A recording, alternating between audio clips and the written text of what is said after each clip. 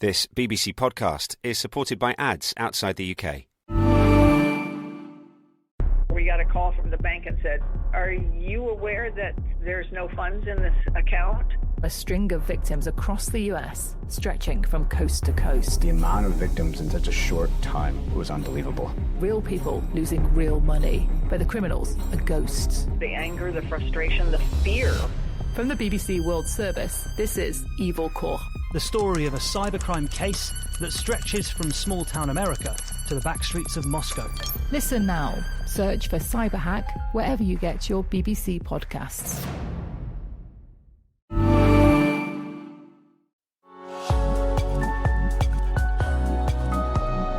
Hello and welcome to the History Hour from the BBC World Service with me, Max Pearson. The past brought to life by those who were there. Our witness history stories this week take us around the world. From Guinea in West Africa, the 2009 massacre at a political rally. I called my brothers and sisters to try and get some news because when I was calling Ellie, he wasn't answering. He knew I wouldn't approve of him being there. Also, how French doctors came together in the 1970s to form the aid agency MSF. A 1950s invention which took some of the anxiety out of typing. And from 1910, the birth of the Scouting movement. After being met by enthusiastic Indian Scouts, BP is of course promptly garlanded, for India invariably says it with flowers. Is there any public figure more sure of a magnificent welcome wherever he may go than Lord Baden-Powell? That's all coming up later, but first we're going to mark 30 years since the first screening of a film which has gone on to break all sorts of records. This is the story of the ultimate Bollywood feel-good romance, DDLJ. It's estimated that nearly 50 million people have seen it, many dozens of times over. Reena Stanton-Sharma has spoken to one of the film's stars. We had actually no idea at all. We were just a few young people who wanted to make a hit film. That was our main aim in life. But what it has become today is a phenomena. Whatever we did was magical, and no, we cannot repeat it. That's Indian actress Kajol. She's a huge Hindi film star and the leading lady in that phenomena, Dilwale Dulhania Le Jayenge, or DDLJ as it's affectionately called. Tujhe dekha to ye jana sanam. You're listening to its iconic theme tune. Kajol starred opposite Shah Rukh Khan, who is one of the most famous men in India, known as SRK. Indians love an acronym. DDLJ was released in October 1995 to critical acclaim. It premiered at the Maratha Mandir Cinema in Mumbai. Since then, it's been screened there daily, stopping only briefly because of COVID. I could not have predicted DDLJ's legacy on any one of the days that we started shooting for the film, or even when the film released.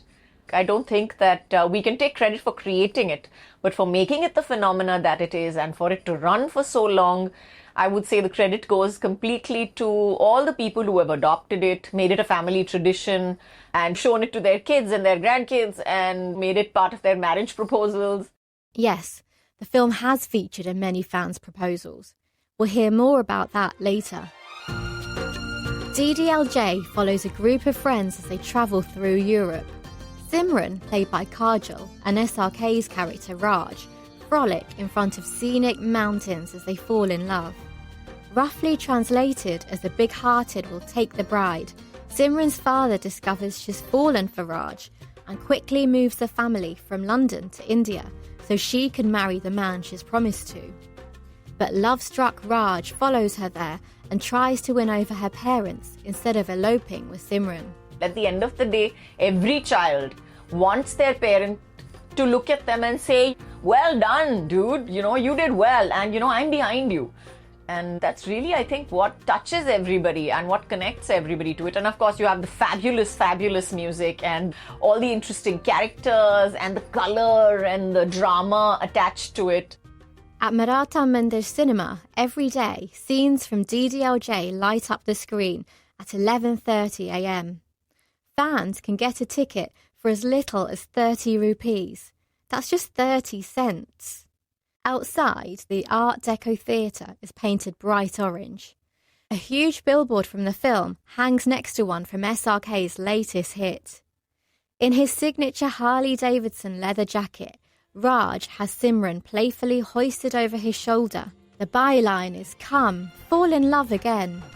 As you enter the theatre, music blares through the speakers, and a Hindu shrine takes centre stage, sparkling with red and green fairy lights. The grand staircase leads to an opulent mirrored wall. It feels like you're taking a walk back in time. Even the seats are the same colour. The stage is the same. For the 20th anniversary, we went back to Maratha Mandir, both of us. It was an amazing feeling to go in there, back to the theatre, where we saw it for the first time, you know, criticizing yourself and saying, "Hey, we could have done that better. Hey, we could have done that better." And then 20 years later coming back and saying, you know, no, we could not have done it better. People are still going day after day to watch the film, especially in Maratha Mandir. You have people who come down from all over the country to watch the film in the theatre. Just like Vijay and his wife Preeti, who were at the cinema when we visited. They travelled over 560 kilometres on their 7th wedding anniversary. We chose to celebrate our day with watching a romantic movie. मेरा favorite moment है जब Preeti's describing her favourite moment, the famous train scene, when Simran's father says, "Go, Simran, go." Climax भी बहुत अच्छा है. One of the sweetest stories is, you know, I was shooting in Jaipur, and one of the chefs at the hotel came up to me and he was like, "You know, ma'am, I have to tell you that I took my wife to see DDLJ 23 times and then I proposed to her." So, and she said yes. And I was like, oh my God, that is just such a nice story. So many people have just made it their own, and it's become a part of people's lives. If you live abroad, of course, as you do, Reena, you should think about going, because it gives you this intense feeling of deja vu, of, oh my God, I've seen this. Oh my God, this is the same popcorn. This is the same outfit. They even have the small little cowbell, and so it's quite cool. The cowbell is a souvenir that Simran picks up in Switzerland. It's preserved behind a glass screen in the cinema, alongside a gold trophy celebrating the film's historic run. DDLJ's director, Aditya Chopra, made his debut with the movie. He was just 23 at the time, and from the age of 18 had been an assistant to his father, renowned filmmaker Yash Chopra. Working with Adi as a new director was actually very, very comfortable, because I knew Adi from before. Really good friends. So when we started working on the film also, it was pretty much a natural progression. We were all cool, we chilled, we had fun, we made fun of each other. My favorite part was actually the Eurorail. All of us were in a bus traveling all over Switzerland, and we just had such a good time shooting for the film. It literally felt like a road trip together. And of course, Yash Uncle and Pam Auntie were the parents overseeing us and making sure that we were all fed and watered. It was great fun because we were friends. I remember we were shooting in some glacier or something like that, and I had to go and change it. I actually worn a sari inside some farmer's cow shed. So there was a cow next to me in the shed next to me, and I was like, oh my God, I cannot believe I am doing this. I'm actually wearing a sari. And quickly, okay, changed, ready for the shot. So we've done some mad things, really. You know. Kajol and many of the cast and crew were in their 20s, and as she said, Yash and his wife Pam were the ones overseeing the shooting. DDLJ's musical numbers see Kajol and SRK lip-syncing their way through epic backdrops as playback queen, the late Lata Mangeshkar's dulcet tones feature in the soundtrack. Playback singers in Bollywood provide the songs, which were mimed by actors. My favorite song in the film, I love the whole album actually, and it's timeless. I love it till today, but I think Mehndi Laga Ke Rakh. I really hope that people still continue to enjoy it, watch it, make it a part of their family traditions, and continue loving it, and continue handing it down like an heirloom through time. DDLJ brought in an estimated $20 million on release worldwide and was the highest grossing Indian film of 1995. It continues to be screened at Maratha Mandir every day at 11:30 a.m. The actress Kajol was speaking to Reena Stanton Sharma in 2023. Indian films have been central to the country's culture for more than a century. Professor Sunny Singh is from London Metropolitan University and has written about Indian cinema in her book, A Bollywood State of Mind. Professor Singh, let's take us back then to the origins of Indian cinema. Indian cinema, we have to now count as almost 125 years old, if not more. It's a wonderful story, kind of Bollywood-like. So the Lumiere brothers present cinema as a technology in 1896, strangely enough, in a room titled the India Room in Paris. And within 6 months, the technology arrives in India, in Bombay, at that point, and very quickly after that, it's the great love affair. Indians start making movies by 1897, 1898. These are obviously very tiny shorts. There's quite a few of them now on YouTube. Trains arriving, rivers floating down, boats floating down the river, etc. But really, the key moment is the first decade of the 20th century with this mass arrival of foreign cinema, French, British, American. Most of this is, of course, silent cinema. And very quickly, the independence movement realizes that given the really low levels of literacy in the country, we're looking at low, single digits. Movies are the best way forward. So Dadasaheb Phalke, the grand patriarch, grandfather, however you want to call him, of cinema in India, makes the first feature film, and it's released in 1912, 1913.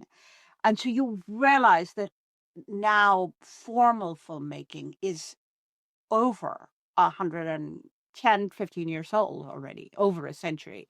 And of course, that kicks off very quickly. Indian cinema is really great at adopting technology. So it picks up special effects, it picks up stories that embed the politics. But also, of course, the biggest issue is these are all silent films. So the title cards are in multiple languages, but so there's a kind of multilingualism built in. But in the early days, like going back to 1912, how would the majority of people in India who saw the films, how would they have been consuming them? Where and in what sort of circumstances? In the first film, which is Raja Harishchandra, made by Dadasaheb Phalke, it's initially released in one space, in one single theater. They have just one print, and that's Bombay. It becomes such a huge, vast success that immediately prints are ordered for the prints. And of course, there aren't huge amounts of cinemas as in terms of theaters, but those get used very quickly to start showing the movies that are being made. But also you'll have this wonderful process of traveling cinema. And this kind of overlaps or is taken up from earlier processes, which was the gramophone wala, which would be this man on a bicycle or a back of a bullock cart with a gramophone and records who would go around and to villages and so on, and a kind of a traveling musical show. And movies kind of become a version of that. But very, very quickly, so we're talking less than 5 years, where you get this massive movie making boom, the gold rush. And it's not just movie making, but also screens. So movie theaters start getting built very quickly. These are across the country, not only in the major big cities. So you have the smaller centers coming up. These then become a kind of joining points or community points where people come not only from the city, but also from the villages surrounding these towns to come and watch these movies. And as the industry evolved, of course, it's not just Hindi language. There are many production houses in many languages. Now, the major shift happens with the arrival of sound. And this is 1930, very quickly, this becomes something to make. Indians love technology, Indian movie makers even more. So sound kicks off, and that's actually the big shift, where you have a splitting up into specific languages. So now, for example, India makes films in about 20 languages. But even early on, we're talking 1931, one of the first films, sound films, or talkies, as we call them, made in India is actually Dukhtar Allur, and that is the first Persian language film, and that is made out of Bombay. And given the vast popularity of film as a medium in India, has it proved particularly politically subversive because messages can be sent to a very, very large audience? In fact, the British Raj brings in the censor board, and part of that is because they understand the impact that cinema can have on the population. In fact, it's very interesting to think about how some of the huge successes are not just sort of fluffy, sweet drama, including, in fact, for example, DDLJ. At one level, it reads as this is nice romance and pretty places in Europe. In its moment, it was a really important narrative around what it meant to be modern in India. And this is during liberalization India, where it's opening up to the world economically, but also terrified of what it means for culture and society. So I think you're right. I mean, there is a political or subversive element, but it's also about trying to make sense of a very rapidly changing reality.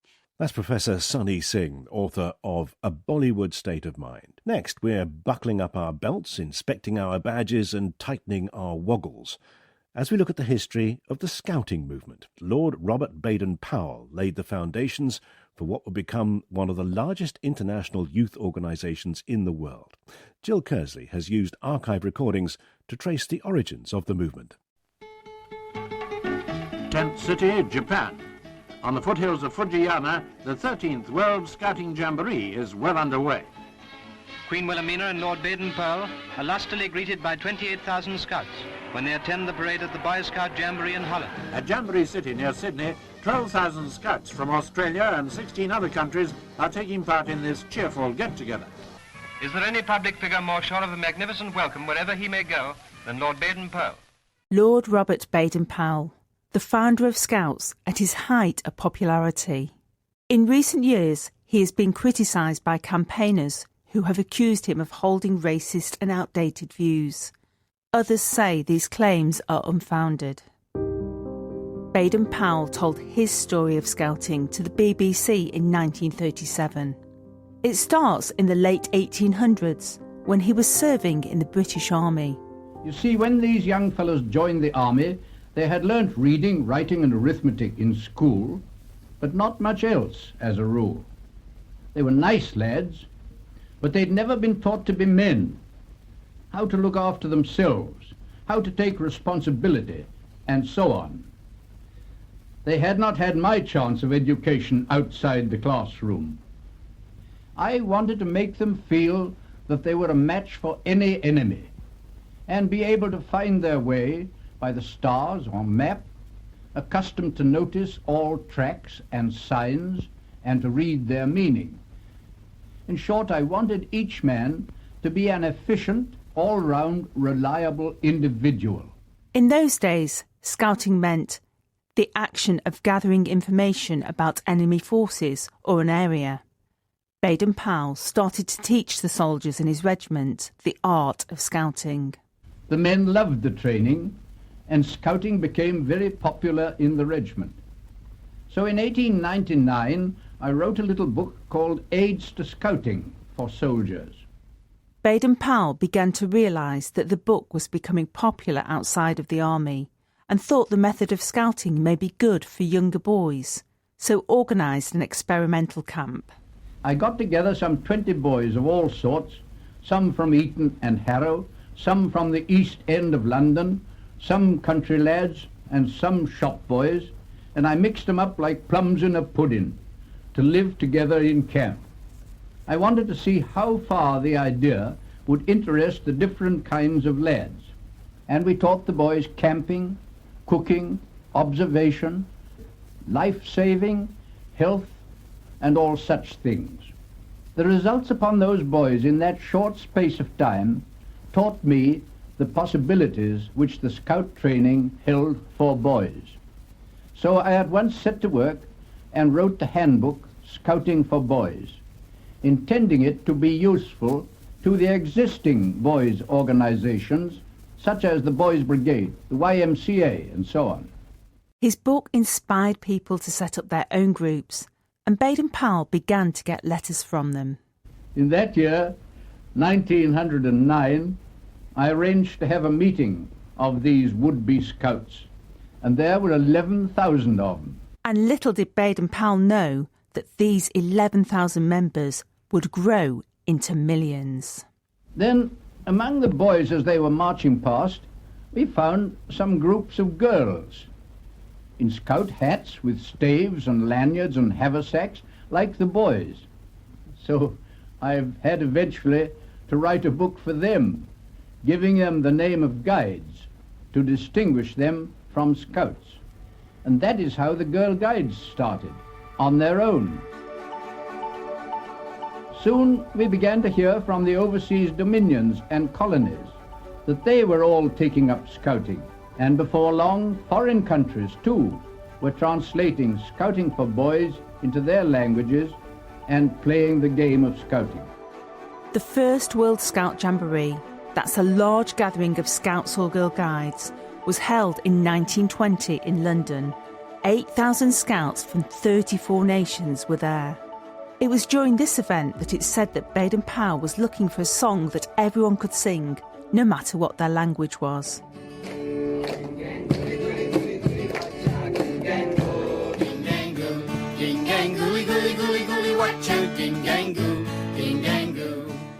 Ginganguli was the result.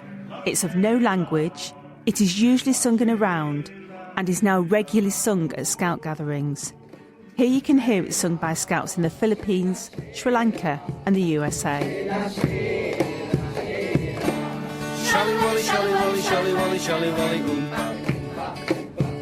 Now this world event takes place in a different country every 4 years. Here's Baden-Powell speaking to the BBC in 1929. Well, I can't think of anything except the Boy Scouts Jamboree just now, and how we're going to feed all the boys who are coming to it. The last time we had a jamboree, the boys ate no less than 3/4 of a mile of jam roll. This year, I expect it'll be about 5 miles of it before we've done with them.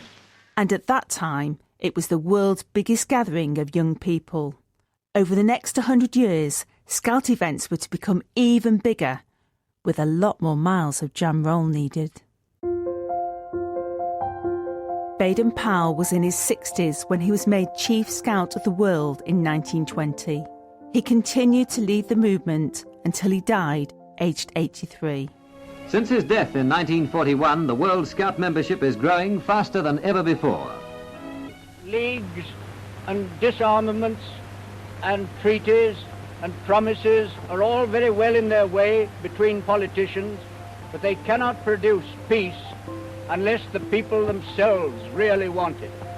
And that's what we're after, to try and breed in the next oncoming generation that spirit of friendship, comradeship, and goodwill, which is the true foundation for peace in the world.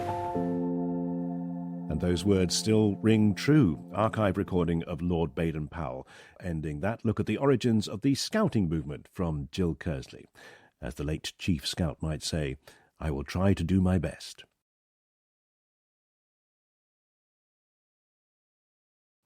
Still to come, how disasters in the 1970s led to the founding of the humanitarian organisation Doctors Without Borders, and the woman who created correction fluid to fix her typos.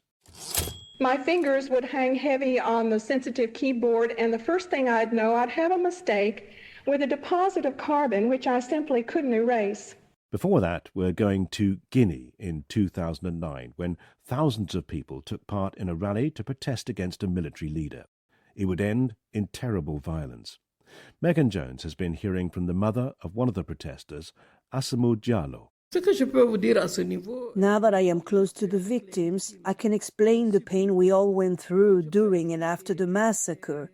Some people were deeply wounded, some people died, some people were raped, and some people disappeared. It's early in the morning on the 28th of September 2009.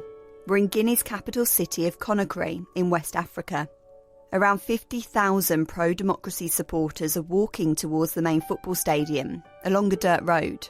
One of them is 33-year-old Ali, Asma'u Jallo's eldest son. That day, he saw and heard a lot of people walking towards the stadium, and he decided to go and see what was happening. He decided to follow the leaders and enter the stadium. When I heard that he had gone there, I didn't feel good at all. The peaceful rally has been organised to protest against plans by military leader Moussa Dadis Camara to stand in the presidential election.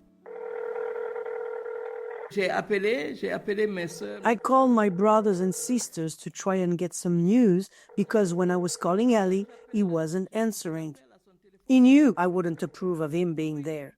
But he was communicating with my family and he was telling them about the situation at the stadium. Some people were sitting there and praying, some people were singing, some others were shouting that this was a day of freedom. There was a good atmosphere. Parce qu'il y avait vraiment de l'ambiance. C'est quelque temps après, j'ai rappelé. After a while, I kept calling him, and a man answered his phone. When I heard the voice of this man I didn't know, I told him I wanted to talk to the owner of this phone. He only said, "Hey," and he turned the telephone off. C'est comme ça il a répondu, il a coupé le téléphone. Asma'u doesn't recognise the man's voice or why he's holding Ali's phone. But deep down, she knows something just isn't right. President Lansana Conté seized power in a 1984 coup and died in December 2008. According to the constitution, the head of Guinea's National Assembly should now be in charge. Instead, military leader Moussa Dadis Camara named himself as president, as reported by the BBC.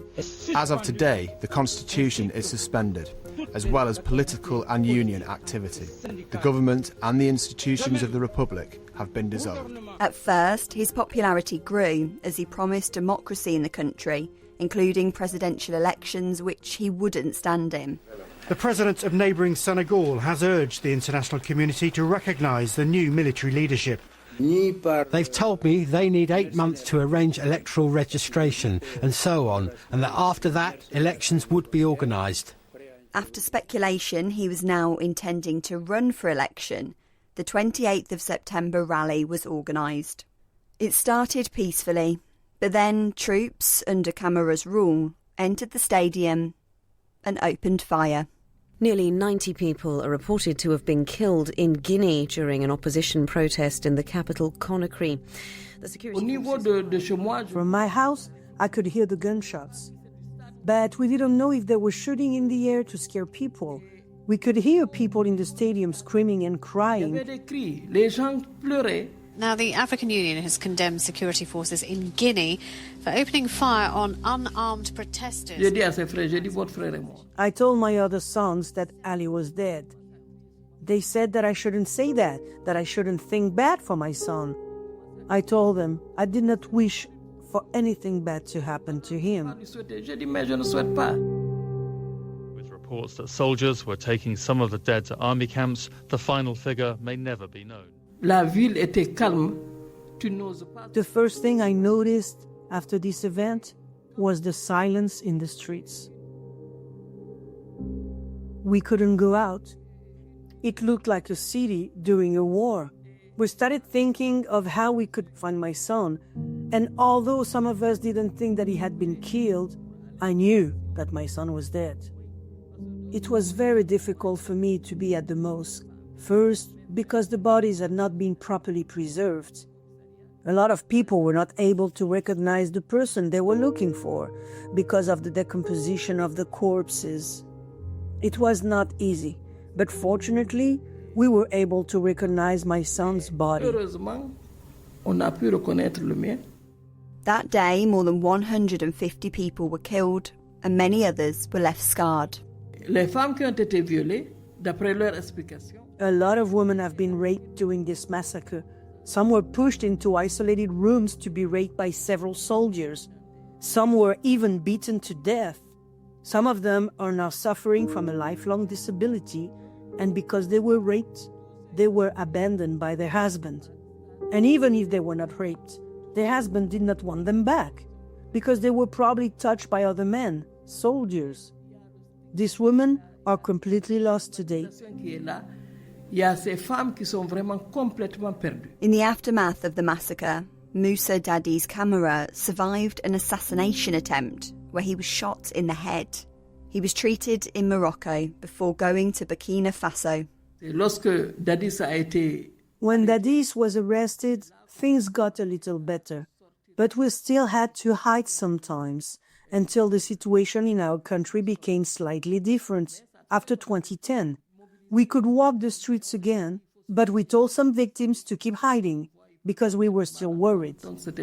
After returning from exile in 2022, Camara faced charges including murder, rape, torture and kidnapping. But these were later reclassified as crimes against humanity. Then, exactly 13 years after the massacre, his trial began, although he denied any involvement. But then, the verdict was delivered. The court in Guinea has sentenced former dictator Moussa Dadis Camara to 20 years in prison for crimes against humanity. Camara was convicted along with several other military commanders, while 4 others were acquitted. His lawyer said the ruling was politically motivated and said they would appeal. We consider that justice was done because we worked for 15 years to get a trial. We had to wait for 15 years, but there's still a lot of things to do, to consider. Less than a year later, an unexpected announcement was made. A decree was announced regarding compensation for all victims, and that was good. But then they decided the day after on a second decree that Dadis was released and pardoned. We were all in shock. This guy was supposed to be in jail for 20 years, and suddenly he is released, supposedly because he was sick. As she grieved and fought to help others, Asma'u founded the Association of Victims, Relatives and Friends. Currently, over 700 victims are registered with her to receive compensation, but hundreds are still waiting and still healing. The moment will come and we'll need to pursue something else after. Because what I have in mind is to create a foundation with my son's name so that we keep talking about him. That's my will and my wish, and I will do it if God allows me.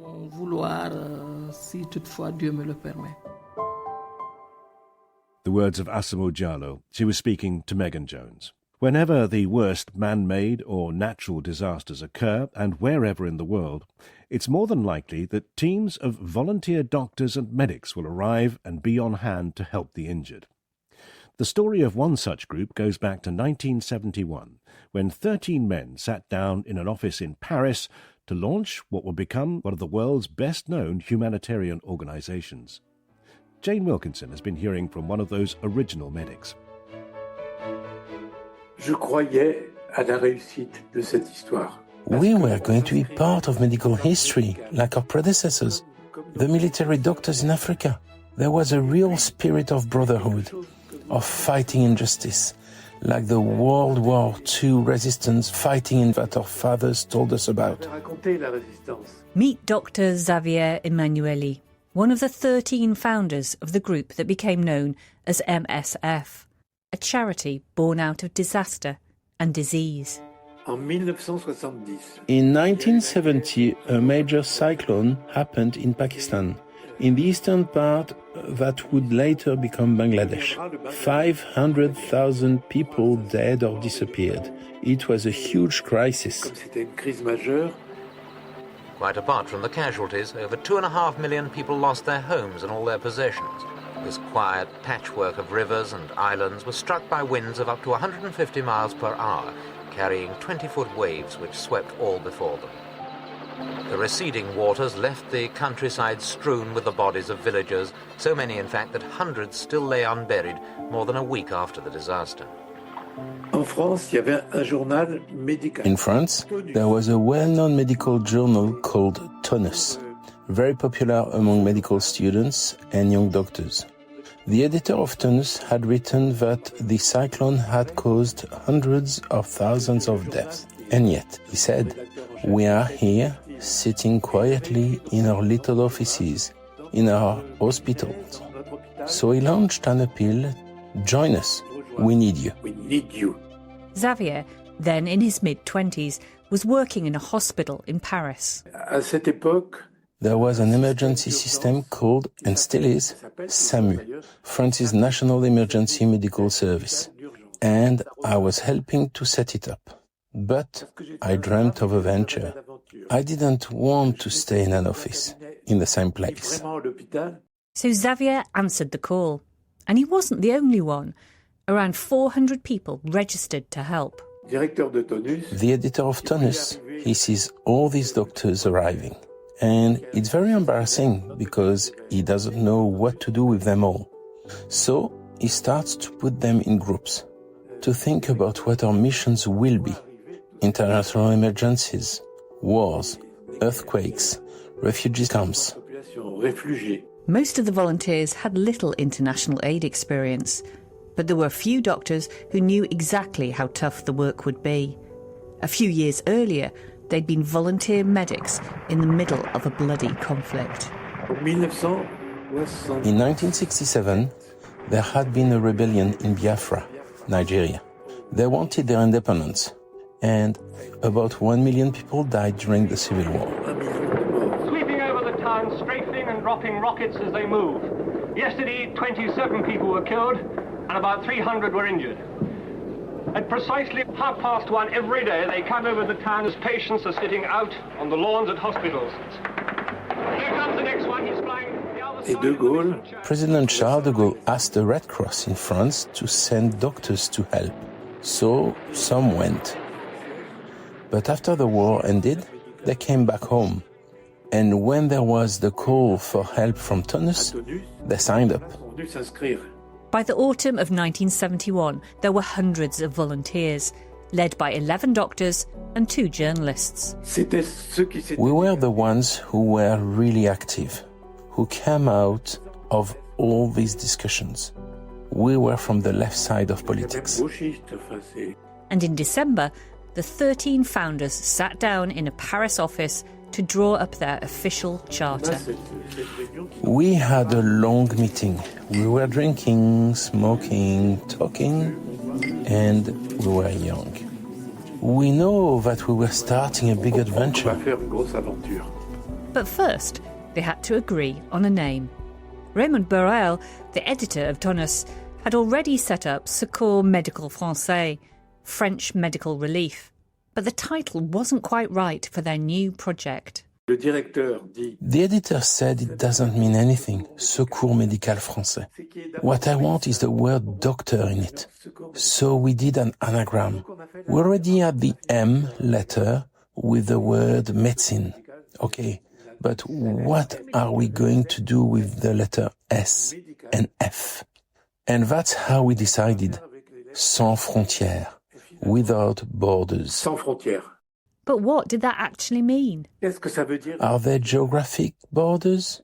Are we going every place where there's a tough situation? Or are there the borders we have in our minds? People who have been excluded, battered women, gay people, victims of racism. And this is how we started the movement, with the double approach. That's why we could call ourselves humanitarian. So, in 1972, clutching his new identity card, Xavier set off on his first mission. He was now a doctor without borders, and he was heading to the newly independent Bangladesh, still recovering from flooding, war and disease. The country was devastated. All the infrastructure was destroyed. During the night, I could hear gunfire. You could see horse carts carrying cadavers, people who had been shot. We had a dispensary with a pharmacy, and the first day we opened the shutters, we saw a long line of people. I had never seen so many sick and wounded.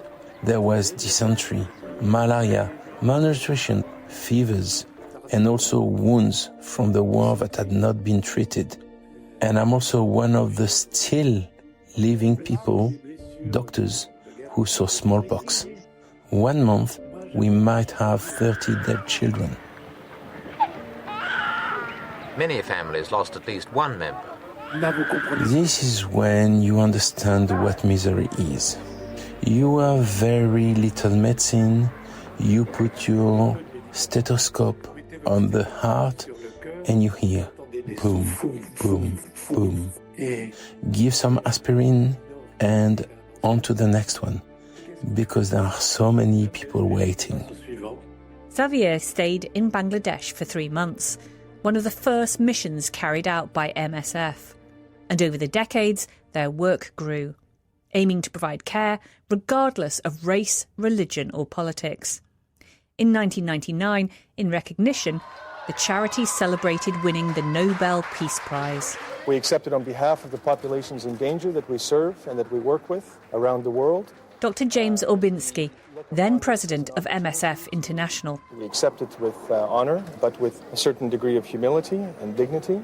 Today, the charity is based in more than 70 countries, supported by 51,000 staff and volunteers, and funded mainly by private donations. We introduced the structure and logistics of military medicine to the civilian world, and I learned a lot of things. Sometimes I was scared for my life. You feel the need to run away, but it was like a rite of passage. I was transformed, and I met the best people of my generation. They're all my brothers. I call them my valiant companions. The origins of Médecins Sans Frontières, Dr. Xavier Emanueli was speaking to Jane Wilkinson. Next, we're going to have this week's Sporting Witness, and it's an amazing first-hand insight into one of the most famous boxing matches of all time, the Thriller in Manila. Carlos Padilla, the referee, has been talking to Jay Baruzzi. The Thriller in Manila was the third fight between bitter rivals Muhammad Ali and Smokin' Joe Frazier. Their first, at Madison Square Garden in New York, was billed as the fight of the century. Frazier was the undefeated heavyweight champion, and Ali was returning to boxing after a lengthy legal battle with the American government after famously refusing the Vietnam draft. Frazier won that one by a unanimous decision. The second was also at Madison Square Garden, and Ali took that one. The hype for this third fight went into overdrive. Millions were watching around the world. The two fighters disliked each other intensely, so they needed a strong, experienced referee. My name is Carlos Padilla. I was the third man in the Thriller in Manila. Carlos Padilla was 41 years old when he stepped into the ring that morning for the biggest matchup of his life. You know what happened to me during that fight? Because they are two big guys, my feet blister. Every time I move, I have to push them, because they're heavy, especially pressure. I have to use both hands. So my feet is always grabbing the canvas. Wherever there was a big fight, promoter Don King was sure to be involved. He was easily the most powerful man in boxing, a constant figure at ringside. Don King and the others are already in the Philippines, and Frazier is always complaining after the two fights that Ali is always holding him. 3 American referees had been flown out to the Philippines, but Frazier's team weren't happy with any of them. They were still angry with Ali for holding or clinching in the last 2 bouts, stopping their man from getting a good punch in. They didn't trust the refs that Don King had chosen. If the fight wasn't going to be called off at the last minute, a new ref was needed, and quickly. Carlos got the call. 50 years later, he still thinks there were bigger forces at play, even bigger than Don King. I'm 100% that it's President Marcos who insisted. He said maybe this is a big publicity for the Philippines. Everybody, the Filipinos shoulder the expenses and everything. So that changed. It's Marcos, I believe. Ferdinand Marcos Sr. was the Philippines' dictatorial president. The thrilla in Manila was great PR for his government, even more so with a Filipino referee in the ring with them. It attracted tourists, celebrities, global media, plus an estimated 700 million watching on TV and in special cinema screenings all over the world. The day of the fight, at 5 o'clock in the morning, me and my uncle went to Araneta Coliseum. So when we took a taxi, so when we arrived at the venue, there are a lot of people already slept there the night, coming from the provinces. And the first fight started at 7 o'clock in the morning. Larry Holmes also fight there, and he won. He knocked the brother of the former Olympic boxer. That'll be Larry Holmes versus Rodney Bobic. Holmes won that one by technical knockout. And while all of that was happening in the ring, Carlos was backstage where it was mayhem. Him and his uncle were waiting around when one of the organizers approached them. Carlos had been selected to referee the fight. At almost 11 o'clock in the morning, he said, "Carlos, yeah, they are waiting for you there. Don't you know that you're going to referee the fight?" "Huh? Go there, hurry up. They're waiting for you." The international correspondent, the reporter, go ahead, go to the ring already, because they were going to start the fight already. Okay, when I go to the ring, I almost turned back, because that is the first time in my life that I saw a big ring. It is made to order for Ali. The truth is, I always referee in the Philippines. The boxers there, especially local boxers, they just lowest weight, flyweight, bantamweight, featherweight is already, and lightweight is already big there. So I said, by God, I never tried this like a skating ring. Finally, Ali and Frazier touch gloves, and the fight is on. The venue is air-conditioned, but that didn't stop things from getting heated. After the fight, I was soaking with... I'm sweating. With no real time to prepare, he immediately had his work cut out. Ali quickly adopted the tactics Frazier and his corner had complained about, wrapping his arms around his opponent, neutralizing his punches. But the heat was unlike anything either of them had ever come across, and it all started to take its energy-sapping toll. My style, whenever one boxer hold, I tap back. I also use my voice. Break it up, and holding something. There is one time that Frazier almost went out of the ring, half of his body, because Ali hold him, and I stopped the fight and hold the neck of Ali. That's not good. I said, don't do that. The reporters told me that I was the first to give Ali a warning, because Ali is bigger than life. Ali was the master of verbal sparring, especially when it came to Frazier. Often using discriminatory language to goad his rivals, Carlos remembers witnessing this up close. Every time Ali hit Frazier, Ali always saying, a 1, a 2, Jack be nimble, Jack be quick. And then, okay, come on, you ugly gorilla. With just one round left, Ali beckoned Carlos over to his corner.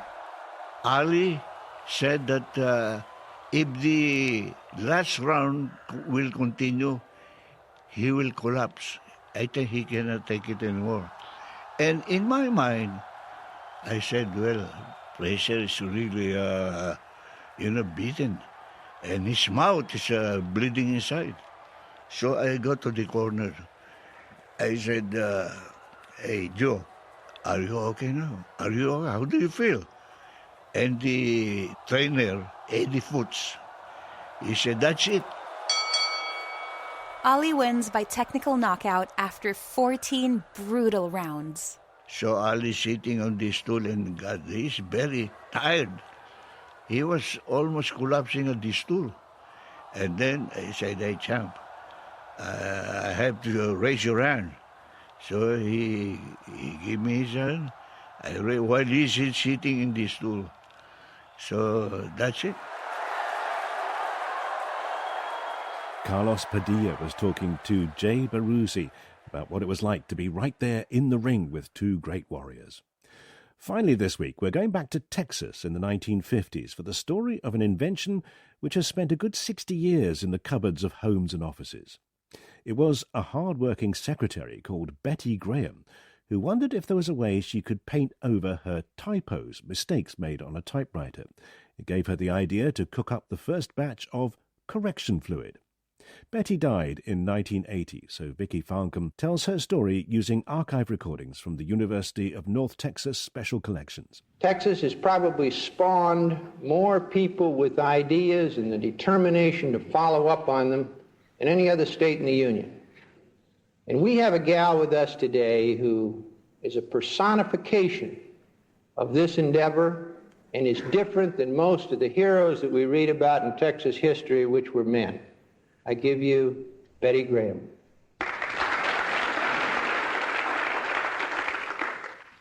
Thank you so much for asking me here today. I'm just delighted about it.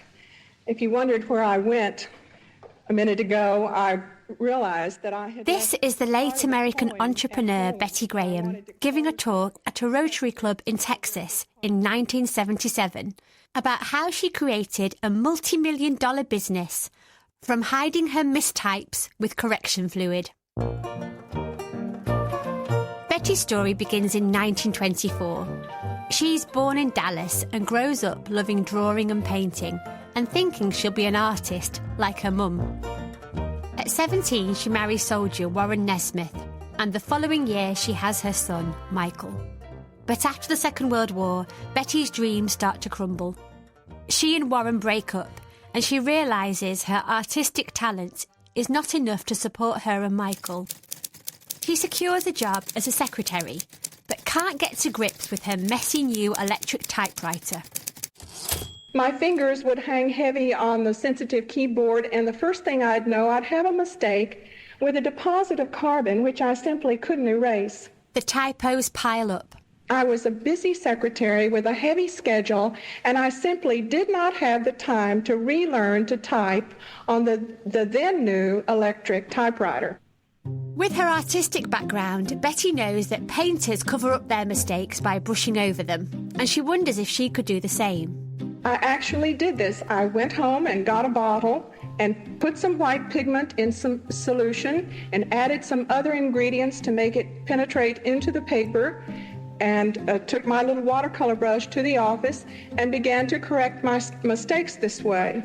I certainly was not planning to invent a product for worldwide distribution. Betty's boss never notices her cover-ups, and when she shows her magic liquid to her secretary friends, they want some too. But the product isn't quite right, so Betty begins experimenting, to disastrous results, as she explains in an interview with North Texas State University. I started out by going to the library and looking up the formula for tempera water-based paint, which I felt was an ideal pigment and solution formula. I would call DuPont or some of the other chemical companies and ask them for samples of their product, like the wetting agent I used and some other things. And then I put that formula together in my kitchen just from my own knowledge of what the properties of the product should be. But of course, I'm not a chemist, and I made lots of mistakes. In fact, I caught my kitchen on fire one time. Eventually, Betty hits upon a formula that is fast-drying and fireproof. Then I began to put this product into little bottles, which I got from a fingernail polish, then began to set up just really a little production line, a little hand production line. Betty is in business and calls her product liquid paper. I think the first really constructive thing that happened for me was that I sent some publicity to office supply magazines who picked it up and carried it as a special item, and I began to get inquiries. In fact, I got so many inquiries I was just overwhelmed. I would work all day as a secretary and sometimes work all night answering the mail. From about 1962, I was selling as many as 1,000 bottles a week, which was a pretty good step. And I had quit my job, and my labor was my 15-year-old son and some of his friends who would work after school, and I paid them $1 an hour. She moves production from her kitchen to a trailer in the back garden. She also marries her second husband, Robert Graham, who helps her to run the business. We had no sales representatives. We were traveling in a car and kind of going into a city and picking up the phone book and calling office supply people. And they would put it in their mailing. And most of the secretaries in these little offices make the decisions about office supplies. By 1965, the company has 9 employees and an automated production line. We moved to our first plant in 1969. 1972, we opened a plant in Toronto. In about 1973, we opened a plant in Brussels. We've just acquired a branch in Australia, and we're going to have an operation down there. That single mum has created a global business, selling 25 million bottles a year. Liquid paper correction fluid. Corrige tu vida. If mistakes make you boiling mad, try the liquid paper line of correction. Corrector liquid paper. Just one touch, a little touch, liquid paper gets it done. Liquid paper. Corrige lo incorregible. But while business is booming, Betty's personal life is floundering. In 1975, she and Robert go through an acrimonious divorce, and he tries to push her out of the company. He also tries to change the very formula of liquid paper, removing her right to royalties from it. But Betty manages to wrest back control and engineers the company's sale to Gillette in 1979 for $47.5 million. I know from experience that if you think your job offers you no opportunity for innovativeness or creativity, that you are wrong. I hope I could encourage you that it is possible presently for you to have growth right where you are. Keen to inspire others, Betty, a devout Christian Scientist, uses her wealth to set up foundations supporting women in business and the arts. Women are terribly discriminated against. You know, most men are ignorant. They don't really understand. And so women have to just keep on with their determination and be relentless. One man is always in her corner, though, and that's her son, Michael. After being her first employee, he grows up to become one of the 4 members of 1960s band The Monkees. That was Vicky Farncombe with the story of liquid paper correction fluid. I know I still have a little bottle somewhere around here. That's it for this edition of the History Hour. We'll be taking you inside more stories from the past next week, so until then, this is Max Pearson from all of us here. Thanks for listening. Goodbye. A moment in time captured by what they heard. I heard some people making phone calls. Okay, which runway would you like at Teterboro? We're going to be in what they saw. I put my head down. I saw the movie of my life start going through my head. What they smelt. I still remember the smell of the fresh fish. And I completely lost my appetite. Moments captured which last for a lifetime. Scientists have made the atomic bomb. That sort of flash set on fire the birds, and they all fell down without their feathers on. The way was clear for Hitler to realize all his demonic plans. Stories from people with first-hand accounts of events that have shaped our world. At the end, Kissinger called me into his office and he said, "You did a good job." I left the office with tears in my eyes. She called me and told me, "I'm doing Studio 54. She had already become a star in Paris. She came back a superstar. Listen now. Search for Witness History wherever you get your BBC podcasts. Hi, I'm Simon Jack. I'm Zing Sing. And Good Bad Billionaire is back for a new season. Delving into the lives and livelihoods of more of the world's billionaires. Like the owner of Russia's largest online retailer, Wild Berries. She's Russia's first self-made female billionaire, Tatiana Kim. The action movie icon and former governor of California, Arnold Schwarzenegger. And the co-founder of Snapchat, a billionaire at just 25 years old, Evan Spiegel. Simon and I are asking you to decide if they're good, bad, or just another billionaire. That's Good Bad Billionaire from the BBC World Service. Listen now wherever you get your BBC podcasts.